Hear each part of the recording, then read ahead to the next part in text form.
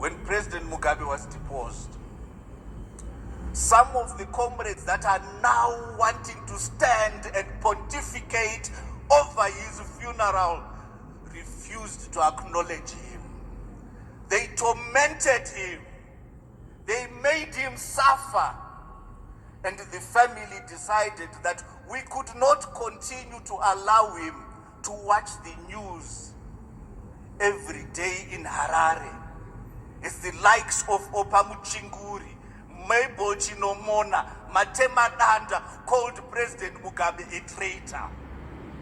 Why do they want to pontificate over him? You did not want him in ZHUWAO. He is wanted here in the EFF.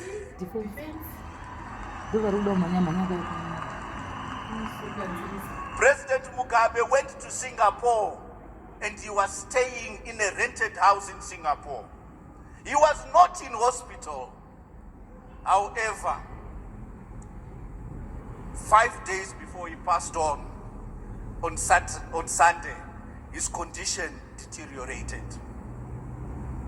When his condition deteriorated, he was taken to hospital. President Mugabe was in hospital for 5 days before he passed on.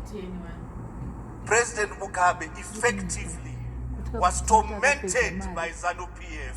He was tormented by the regime of Emmerson Mnangagwa.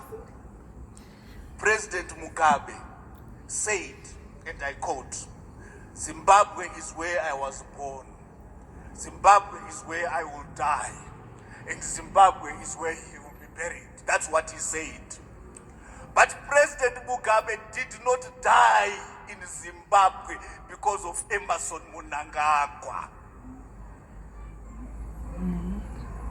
When President Mugabe spoke with members of the family, members of his immediate family, his wife, his children, he gave them specific instructions on what must happen at his funeral and at his burial. I spoke this morning with Amai Mugabe. She instructed me to issue a statement, to disseminate a statement that she and the immediate family had put together. The statement is that they are being coerced by Emmerson Mnangagwa to ignore President Mugabe's wishes on where his mortal remains should be interred. I call upon you, Commander-in-Chief.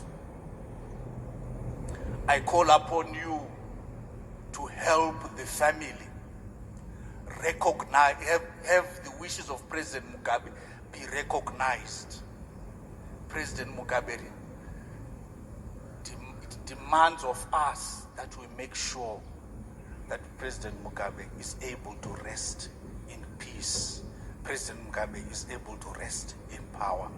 It is not possible that Emmerson Mnangagwa and his henchmen can pontificate over President